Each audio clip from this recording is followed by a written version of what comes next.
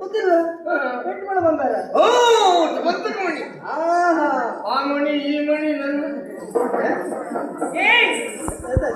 ಅಮ್ಮ ಮನೆಗಿದ್ದಾರೆ. ಆ ರೀತಿ ಮಾತಾಡಬೇಡಿ, ಗೊತ್ತಾಯ್ತಾ? ನಿನ್ನ ಹೆಂಡತಿ ಮನೆಯಲ್ಲಿ ಎಮ್ಮೆ ಕಟ್ಟಿದ್ದಾರೆ. ಮತ್ತೆ ಯಾರು ಗಲಾಟೆ ಮಾಡಿಬಿಡಿ ಎಮ್ಮೆ ಹೋಗ್ಕೊಂಡಿದ್ದೇನೆ. ಅಯ್ಯೋ ಪುಣ್ಯಾತ್ಮ, ಅವ್ರು ಹೇಳಿದ ಹಾಗಲ್ಲ. ಯಾರು ಗಲಾಟೆ ಮಾಡಬೇಡಿ, ಅಮ್ಮ ಮಲಗಿದ್ದಾರೆ. ಅಮ್ಮ ಮಲಗಿದ್ದಾಳೆ. ಪಾಪ ನೀವು ದಾರಿ ತಪ್ಪಿ ಬಂದಾಯ್ತು. ಅಮ್ಮನ್ ತೆಗೆದು ಎಮ್ಮೆ ಮಾಡ್ಬಿಟ್ಟೆ.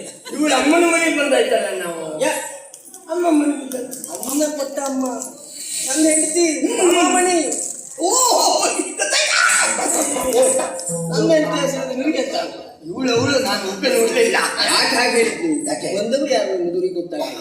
ಗೊತ್ತು ಮಾಡಬೇಕಾ ಬೇಡವಾ? ಹೌದೌದು. ನಮ್ಗೆಲ್ಲ ಎಷ್ಟುಂಟು ಮುರಳೀಧರ ಬಂದಿದ್ದಾರೆ ಅಂತ ಹೇಳಿ. ಇದು ನಿಮ್ಮ ಅಮ್ಮನಿಗೆ ಹೇಳು. ಮುರಳೀಧರ ಬಂದಿದ್ದಾನೆ, ಬಾಗಿಲು ತೆಗಿಬಹುದು ಅಂತ ಹೇಳು.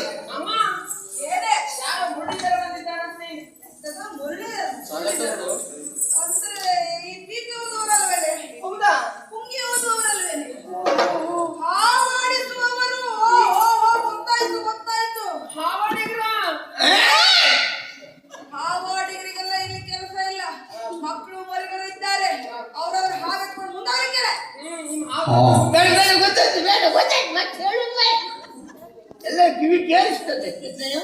ಮುರಳೀಧರ ಅಂದ್ರೆ ಹಾವಾಡಿಸುವುದು. ನೀನು ಹೆಂಡತಿ ಮನೆಗೆ ಬಂದು ನಾವು ಹಾವಾಡಿಸುವವರಾಗ್ಬಿಟ್ಟಿಲ್ಲ. ಇದೆಂತ ಲೋಕನಾಥನ ಗೊತ್ತಾಗಿಲ್ವ? ಪಾಪ ಪಾಪದಲ್ಲ, ಕೆಲವರ ಗೊತ್ತಾಗುದಿಲ್ಲ. ಸಣ್ಣ ಇರುವಾಗ ಬಿಟ್ಟಿದ್ದಾಳೆ. ಹುಟ್ಟುವಾಗ ಸಣ್ಣ, ಹುಟ್ಟುವಾಗ ಸಣ್ಣಿಲ್ಲ. ಅಲ್ವಾ? ನಮ್ಗೆ ಹೆಸರಿಗೆ ಕೊರತೇನ.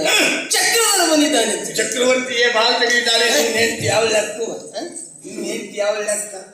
ಚಕ್ರವರ್ತಿಗಳೇ ಬಾಲ ತೆಗೆದು ಕತೆ ಉಂಟು. ಚಕ್ರಧರ ಬಂದಿದ್ದಾನೆ. ನಮ್ಮನಿಗೆ ಚಕ್ರಧರ ಬಂದಿದ್ದಾನೆ ಅಂತ ಹೇಳು.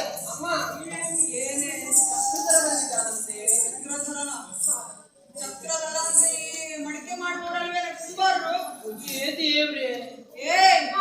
ಮಡಿಕೆ ಮಾಡುವವರಿಗೆಲ್ಲ ಇಲ್ಲಿ ಕೆಲಸ ಇಲ್ಲ. ನಮ್ಮಲ್ಲಿ ಏನಿದ್ರು ಬಂಗಾರದ್ದು ಬೆಳ್ಳಿದೆ ಪಾತ್ರೆಗಳು ತುಂಬಿ ಹೋಗಿದೆ. ಇವರು ಮಣ್ಣಿನ ಮಡಿಕೆ ಇಟ್ಕೊಂಡು ನಾವೇನ್ ಮಾಡುವುದ? ಮುಂದೆ ಹೋಗ್ಲಿಕ್ಕೆ ನಿಮ್ಮ ಮಣ್ಣಿನ ಮಡಿಕೆ ಆಗತ್ತಿಲ್ಲ, ಮುಂದೆ ಹೋಗಿ ಗೊತ್ತಾಯ್ತಾ? ಬೇಡ ಬೇಡ, ನಿಮ್ಮ ಅಮ್ಮನಿಗೆ ಹೇಳು. ನಿತ್ಯ ಬಳಕೆಗೆ ಬೆಳ್ಳಿ ಬಂಗಾರ ಪಾತ್ರ ಇದ್ರು ಕೊನೆ ಕಾಲಕ್ಕೆ ಮಣ್ಣಿನ ಮಡಿಕೆ ಬೇಕು. ಇವತ್ತು ತಗೊಂಡಿದ್ದೀನಿ. ನಿನ್ನ ಹೆಂಡತಿ ಮನೆ ಇವತ್ತು ತಗೊಂಡು ಇಟ್ಕೊಂಡು ನಮ್ಮ ಹತ್ರ ಮಡಿಕೆ ಮಾಡು ಅಂತ ಹೇಳಿದ್ರು. ನೋಡಿದ್ರು ಬೇಡ, ನಮಗ್ ಕೊರತೆ ಉಂಟೇನಾ? ಗೋಪಾಲಕ ಬಂದಿದ್ದಾರೆ. ಗಲಾಟೆ ಮಾಡುದೇನೆ. ಭೂಪಾಲಕ ಬಾಲ ತೆಗಿತಾರೆ. ನಿನ್ನ ಹೆಂಡತಿ ಯಾವ ಅಮ್ಮ ಏನು ಗೋಪಾಲಕ ಬಂದಿದ್ದಾರಂತೆ. ದನ ಕಾಯುವವರು, ಗೋವುಗಳನ್ನ ಪಾಲಿಸುವವರು ಅಂದ್ರೆ ದನ ಕಾಯುವವರು. ಇಲ್ಲೆಲ್ಲ ದನ ಕಾಯುವವರ ಅಗತ್ಯ ಇಲ್ಲ. ಬೇಕಾದಷ್ಟು ಆಳುಗಳಿದ್ದಾರೆ. ಅವರವರು ದನ ಎತ್ಕೊಂಡು ಮುಂದೆ ಹೋಗ್ಲಿಕ್ಕೆ ಇಲ್ಲಿ ದನ ಕಾಯುವುದಕ್ಕೆ ಜನ ಇದ್ದಾರೆ. ಕೃಷ್ಣಯ್ಯ, ಇಲ್ಲಿವರೆಗೆ ನನ್ನ ಹಡದ ತಾಯಿಯೇ ದನ ಕಾಯುವವನೇ ಅಂತ ಹೇಳಿಲ್ಲ ಪುಣ್ಯ. ನಿನ್ನ ಹೆಂಡತಿ ಮನೆಗೆ ಬಂದು ದನ ಕಾಯುವವನೇ ಹೇಳ್ಕೊಂಡಾಯ್ತಲ್ಲ. ಅದು ಹಾಗೆ ದೀಪದ ಬುಡದಲ್ಲಿ ಕತ್ಲೆ ಅಂತ. ಯಾರು ಗೋವಿನ ಹಾಲನ್ನು ಕುಡಿತಾರೋ ಅವರೇ ಗೋವಿನ ಕುರಿತಾಗ ಮಾತಾಡುದು. ಮತ್ತು ಹೊರಗಿನವರು ಯಾರು ಬರುವುದಿಲ್ಲ. ನಾಳೆಯಿಂದ ನಮ್ಮ ಮನೇಲಿ ದೀಪನ ಹಚ್ಚಿದ್ದು ಬೇಡ ಹೇಳ್ತೇನೆ. ನಮ್ಗೇನು ಕಡಿಮೆ ನಾವು ಹೊಸಿ ಗೋಡೆಗೆ ಇಟ್ಟ ಹಾಗೆ. ನಿನ್ನ ಗಂಡ ಕೃಷ್ಣ ಬಂದಿದ್ದಾನೆ ಅಂತ ನೀನು ಹೇಳ್ತಿ ಅಂತ ಹೇಳು. ಕೃಷ್ಣಯ್ಯ, ಇದೊಂದು ಮಾತು ನನ್ನ ಬಾಯಿಂದನೇ ಹೇಳಿಸ್ಬೇಕು ಅಂತ ಎಷ್ಟು ದಿನದಿಂದ ಕಾಯ್ತಾ ಇದ್ದೇನೆ. ನಾನು ನನ್ನ ಹೆಂಡತಿಯಲ್ಲಿ ಹೋಗಿ ನಿನ್ನ ಗಂಡ ಕೃಷ್ಣ ಬಂದಿದ್ದಾನೆ ಅಂತ ಹೇಳ್ಬೇಕಲ್ಲ. ಹಾಗಲ್ವದ ಹೇಳಿದ್ದು ಗೊತ್ತಾಯ್ತು ಅಲ್ವಾ? ನಿನ್ನ ಗಂಡ ಕೃಷ್ಣ ಬಂದಿದ್ದಾನೆ ಅಂತ ಉಳಿ ಗೊತ್ತಾಗುವ ಹಾಗೆ ನಿಮ್ಮ ಅಮ್ಮನಿಗೆ ಹೇಳು. ನಿಮ್ಮ ಗಂಡ ಕೃಷ್ಣ ಬಂದಿದ್ದಾನಂತ ಬಾಗಿಲು ತೆಗಿಬಹುದು ಅಂತ ಕೇಳು. ನಿಮ್ಮ ಗಂಡ ಕೃಷ್ಣ ಬಂದಿದ್ದಾನಂತೆ, ಬಾಗಿಲು ತೆಗಿಬೇಕಂತೆ. ಕೃಷ್ಣನ ಯಾರು ಬಂದ್ರು ನಾನು ಬಾಗಿಲು ತೆಗಿಯುವುದಿಲ್ಲ. ಇವತ್ತು ಗೊತ್ತಾಯ್ತಾ? ಸಮಸ್ಯೆ ಎಂತದ್ದು ಗೊತ್ತುಂಟ? ನಿನ್ನ ಹೆಂಡತಿ ಮನೆಗೆ ಒಂದೇ ಬಾಗಿಲೇನ? ಮತ್ತೆ ಹಿಂದ್ಗಡೆ ಉಂಟು 4 ಬಾಗಿಲು. ಈ ಬಾಗಿಲು ನಿಂತಲ್ಲಿ ಹೋದ್ರೆ ಏನು? ಈ ಬಾಗಿಲು ತೆರ್ಕೊಂಡೇ ಉಂಟು. ನಿನ್ನ ಒಳಗೋಗ ಹಾಗಾಗ್ಲಿಕ್ಕಿಲ್ಲ. ಸಮಸ್ಯೆ ಏನು ಅಂತ ನನಗೆ ಗೊತ್ತಾಯ್ತು. ಏನು? ಈಗ ಗಂಡನನ್ನ ಬಿಟ್ಟಂತ ನಿನ್ನ ಹೆಂಡತಿ ಗಂಡನ ಒಟ್ಟಿಗಿರುವುದಕ್ಕಿಂತ ಬೇರೆಯಾಗಿರುವುದೇ ಒಳ್ಳೆಯದು ಅಂತ ಬಹುಶಃ ಏನೂ ಮಾಡಬಾರದು ಪಾಠ ಮಾಡಿದ್ದಾಳೆ ನನ್ನ ಹೆಂಡತಿ. ಹೌದೇನಾ? ನಿನ್ನ ಹೆಂಡತಿಯ ರೋಗ ರೋಗ. ಹೌದೌದು. ಮತ್ತೆ ನಿನ್ನ ಹೆಂಡತಿ ಸರಿ ಆದ್ಲ, ಸಹಜವಾಗಿ ನನ್ನ ಹೆಂಡತಿ ಸರಿ ಆಗ್ತ. ನನಗೆ ಒಳ ಹೋಗ್ಲಿಕ್ಕೆ ಇರುವಂತ ದೊಡ್ಡ ಅಡಚಣೆ ನಿನ್ನ ಹೆಂಡತಿ.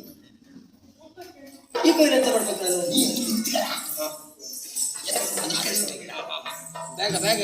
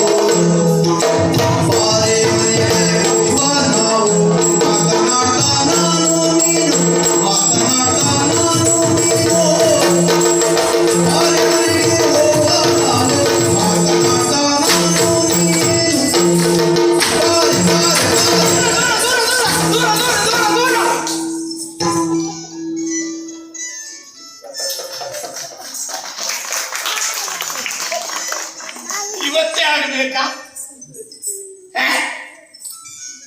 ನಮ್ಮ ಗಂಡಸರ ಹಣೆ ಬರವೇ ಇದು. ಏನು ಲೆಕ್ಕವೇ ಗೊತ್ತಾಗುದಿಲ್ಲ ನಮಗೆ. ಯಾವ್ದ್ರದ್ದು? ಇವತ್ತೇ ದೂರವೇನೆ. ಅಯ್ಯೋ ಹಾಗೆ ದೂರ 3 ತಿಂಗಳಾಯ್ತು. 3 ತಿಂಗಳಾಯ್ತು. ಮದುವೆಯಾದ ಆ ದಿನದಲ್ಲಿ ಮುಖ ನೋಡಿದವನು ನಾನು. ಈಗ ನಿನಗೆ 3 ತಿಂಗಳೇನೆ. ಅಯ್ಯೋ ಕೃಷ್ಣ ಕೃಷ್ಣ ಕೃಷ್ಣ.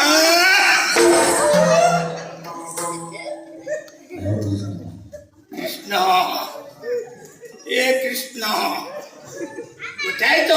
ಏನು? ನಾನು ನಿನ್ನ ಹೆಂಡತಿ ಮನೆಗೆ ಬರುವ ಕೃಷ್ಣ ಅಂತ ಕೇಳಿದೆ. ನನ್ನ ಹೆಂಡತಿ ಮನೆ ನೀ ಯಾಕ ಅಂತ. ಕೃಷ್ಣ ನಿನ್ನ 3 ತಿಂಗಳಿಗೆ ಕಾರಣ. ಅಯ್ಯೋ ಹಾಗೆ ಹೇಳಿದ್ದಲ್ಲ. ಮತ್ತೆ ಮುಖ ನೋಡಿದ 3 ತಿಂಗಳಾಯ್ತು ಅಂತ ಹೇಳಿದ್ದು. ದೇವರನ್ನು ಕೇಳಿಕೊಂಡದ್ದು ಕೃಷ್ಣ ಅಂತ.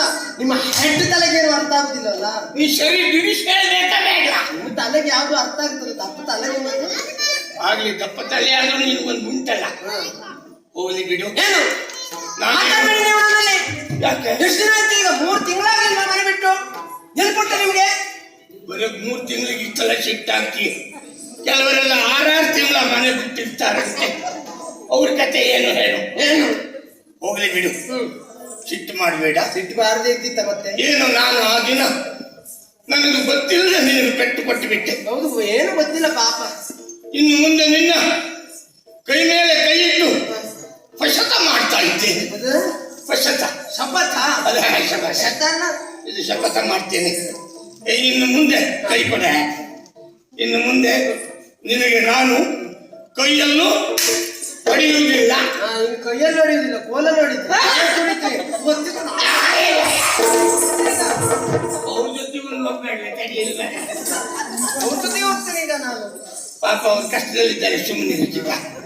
ಹೌದೇನೆ? ಏನು ಅಂದ್ರೆ ಕೈಯಲ್ಲ, ಕೋಲಲ್ಲ, ಕೈಯಲ್ಲೂ ಇನ್ನು ನಿನಗೆ ಪೆಟ್ಟು ಕೊಡುವುದಿಲ್ಲ.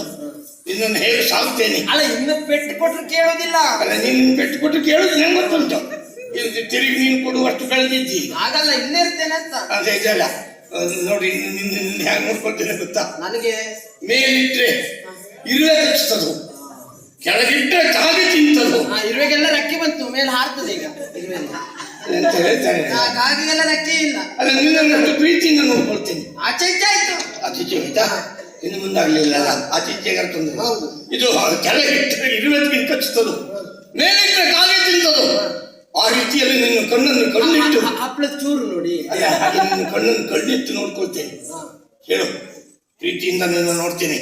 ಮಾತ್ರ ಅಲ್ಲ, ನಿನಗೆ ಏನೆಲ್ಲ ಬೇಕು ಇದನ್ನು ಹೇಳು. ನನಗೊಂದು 50 ಬಟ್ಟೆ ಸೀರೆ ಬೇಕು. 50? 50 ಬಟ್ಟೆ ಸೀರೆ ಬೇಕು. 50 ಇದು ಕಾಲು ಅಗಲ ಇರ್ಬೇಕಾ? ಹೌದು, ಒಂದು ಇಲ್ಲಿರ್ಲಿ, ಇನ್ನೊಂದು ಕೆಳಗೆ ಇರ್ಲಿ. ಅದೇ ಸೀರೆ ಆಯ್ತು. 50 ಅಲ್ಲ, ಬಿಡು. 50 ಬೇಕು. ಯಾವ ಅಂಗಡಿಯಲ್ಲಿ ಸೀರೆ ಇಲ್ವೋ ಅದೇ ಅಂಗಡಿಯಿಂದ ನಾನು ತರ್ತೇನೆ. ಹಾ 50 ಅಲ್ಲ ಹೌದು. ಬಿಡು. ಸೀರೆ ಇದು ಬಂಗಾರ ಬೇಕಾ? ಬಂಗಾರ ಬೇಕು. ಹೌದಾ? ದೊಡ್ಡ ಆಭರಣ. ಕಬ್ಬಿಣದಂತ ಬಂಗಾರ ತರ್ತೇನೆ. ಬೇಡ ನೀವು ಬೇರೆ ಇದು ಬೇರೆ. ಕಬ್ಬಿಣದಂತ ನನಗೆ ಗೊತ್ತಾಯ್ತು. ಕಬ್ಬಿಣದ ಬಂಗಾರ ಯಾಕೆ ಹೇಳಿ? ಉರಿದಲ್ಲಿ ಹಗ್ಗ ತಂದ್ಕೊಡಿ. ಹಾಗಲ್ಲ, ಕಬ್ಬಿಣದ ಬಂಗಾರ ಹೇಳೋದು ಯಾವುದಕ್ಕೆ? ಯಾವುದಕ್ಕೆ? ಆಭರಣ ಮಾಡಿಕೊಂಡ್ರೆ ನೋಡಿ ಒಂದೇ ರೀತಿ ಇರ್ತದೆ. ಹೌದಾ? ಬಂಗಾರದ ಗಟ್ಟಿಯಾದರೆ ಅಷ್ಟಷ್ಟು ದಿವಸಕ್ಕೆ ಒಂದೊಂದು ರೀತಿ ಆಭರಣ ಮಾಡ್ಕೊಳ್ಬಹುದು. ಹಾಗೆ ಇನ್ನು ಮುಂದೆ ನಿನ್ನ ಜೀವನ ಅಂದ್ರೆ ಹೇಗೆ ಗೊತ್ತಾ? ಹೇಗೆ? ನೀನು ನಡೆದ ದಾರಿಯಲ್ಲಿ ನಾನು ನಡೆಯುವುದು, ನಿನ್ನನ್ನು ನಾನು ಅನುಸರಿಸುವುದು, ನನ್ನನ್ನು ನೀನು ಅನುಸರಿಸುವುದು. ನಮ್ಮ ಈರ್ವರ ಜೋಡಿ ಅಂದ್ರೆ ಹೇಗೆ? ಆದರ್ಶ ದಂಪತಿಗಳು ಅಂತ ಹೇಳಬೇಕು. ಒಂದು ವೇಳೆ ಆದರ್ಶ ಆಗ್ಲಿಲ್ಲ ಈ ವರ್ಷ ಅವರು ದಂಪತಿ ಆಗುವ ಹೇಗೆ? ಒಂದು ಮನಸ್ಸು ಮಾಡಿ ಇಲ್ಲಿ ಇರಬೇಡ್ರೆ. ಇದು ಹೆಂಗಸಿರೋ ಮನೆ, ಗಂಡಸಿರೋ ಬೇರೆ. ಕೃಷ್ಣಸ್ವಾಮಿ ಎಲ್ಲೋದು? ಅವ್ನ ಮನೆ ಅವ್ನ ಮನೆ ಹೋದಪ್ಪ.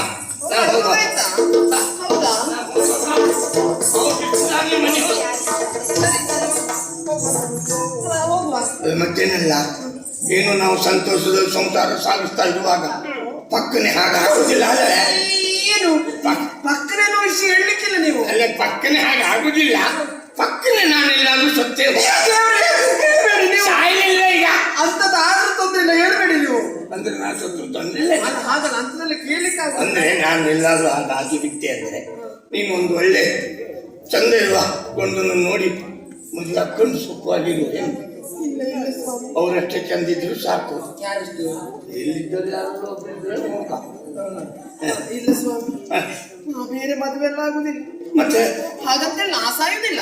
ದಾರಿ ಮೇಲೆ ಬಿದ್ದು ಹಾಗಲ್ಲ, ಮತ್ತೆ ತಂಗಿ ಇದ್ದಾಳೆ, ತಂಗಿ ಮನೇಲಿ ಇರ್ತೇನೆ ನಾವು. ಹೌದಾ?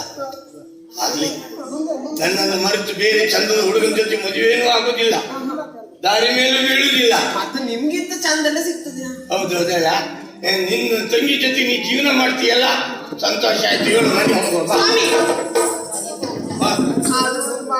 ಏನೇ ನೀವು ಹೇಳಿದಾಗ ನನಗೆ ನೆನಪಾದದ್ದು. ಎಲ್ಲಿಯಾದ್ರೂ ಅಲ್ಲ, ಹಾಗಾಗುದಿಲ್ಲ. ನೀವೇ ಮೊದಲು, ನಾನೇ ಆಮೇಲೆ. ನೀವೇ ಮೊದಲು. ನಾನೇ ಮೊದಲು. ಅಲ್ಲ, ಎಲ್ಲಿಯಾದ್ರೂ ನಾನು ಸತ್ತು ಹೋದ್ರೆ ಯಾರು ನೀನು ಹಾಗೆಲ್ಲ ಸಾಯ್ಲಿಕ್ಕೆ ನಿನಗೇನಾಗಿದ್ಯಾ? ನೀನು ಹಾಗೆಲ್ಲ ಸಾಯುವವಳ? ಎಲ್ಲರದ್ದು ತೆಗೆದುಕೊಂಡು ಹೋಗೋಳು. ಹಾಗಲ್ಲ, ರೋಗ ಇದ್ರೆ ಮಾತ್ರ ಸಾಯ್ತಾರಪ್ಪ, ಸಾಯುವ ಮಾತೆಲ್ಲ ಹೇಳಬಾರ್ದು. ಎಲ್ಲಿಯಾದ್ರೂ ಸತ್ತೋದೆ ಅಂತ ಒಮ್ಮೆ ಪಕ್ಕನೆ ನೀನು ಸತ್ತೋದೆ ಅಂತ ಆದ್ರೆ ನೀವೇನ್ ಮಾಡ್ತೀರಿ? ನಾನು ಬೇರೆ ಹೆಣ್ಣನ್ನು ನೋಡಿ ಮದುವೆ ಆಗುದಿಲ್ಲ. ನಿಮಗೆ ಹೇಳ್ಕೊಡುದಿಲ್ಲ ಬಿಡಿ. ನಾನು ಯಾರ ಮನೆಯಲ್ಲೂ ಜೀವನ ಮಾಡ್ಲಿಕ್ಕೆ ಮನಸ್ಸಿಲ್ಲ. ಮತ್ತೇನ್ ಮಾಡ್ತೀರಿ? ನಾನು ನಿನ್ನ ತಂಗಿಯ ಜೊತೆಗೆ ಇದ್ದು ಜೀವನ ಗೊತ್ತಿತ್ತು ನನಗೆ. ನೀವು ಆವತ್ತು ನಾನು ನೋಡೋದಕ್ಕೆ ಬಂದಾಗಲೇ ಗಮನಿಸಿದ್ದೆ. ನಾನು ನೀವು ನನ್ನ ನೋಡುದಲ್ಲ, ಆ ಕಡೆ ನನ್ನ ತಂಗಿನೇ ನೋಡ್ತಿದ್ದೆ ಹೆಚ್ಚಾಗಿತ್ತು. ನೀವು ಹೋಗಿ ನಾ ಬರುದಿಲ್ಲ, ನಾ ಹೋಗ್ತೇನೆ. ನಿನ್ನ ತಾಯಿ ಬಂದು ನೋಡಿದ್ದೇನೆ ಅಂತ ಹೇಳಿಲ್ಲ. ಸುಮ್ಮನೆ ನೀವು ಮತ್ತೆ ನಿನ್ನ ತಂಗಿ ನೋಡಿದ್ದೇನೆ. ಹೋಗಿ, ನಾ ಬರುದಿಲ್ಲ. ನೀನ್ ನೋಡ್ಲಿಕ್ಕೆ ಬಂದ ನಿನ್ನ ತಂಗಿ ನೋಡಿದ್ದೇನೆ. ಮದುವೆ ಮರುಸು ಬಂದ ನಿನ್ನ ತಂಗಿ ನೋಡಿದ್ದೆ. ಸ್ವಲ್ಪ ಸುಮ್ಮನೆ. ಹೌದಾ? ಮತ್ತೆ ಗೊತ್ತಿದ್ರೆ ನೀವು ನೀನು ಸಾಯೋದು ಬೇಡ, ನಾನು ಸಾಯೋದಿಲ್ಲ. ನಿನ್ನ ತಂಗಿನೂ ಬೇಡ, ನನ್ನ ತಮ್ಮನೂ ಬೇಡ. ನಾನು ಇಬ್ರು ಪ್ರೀತಿಯಿಂದ ಜೀವನ ನಡೆಸೋಣ. ತಯ್ಯ ತತ್ತ ತಯ್ಯ ತತ್ತ.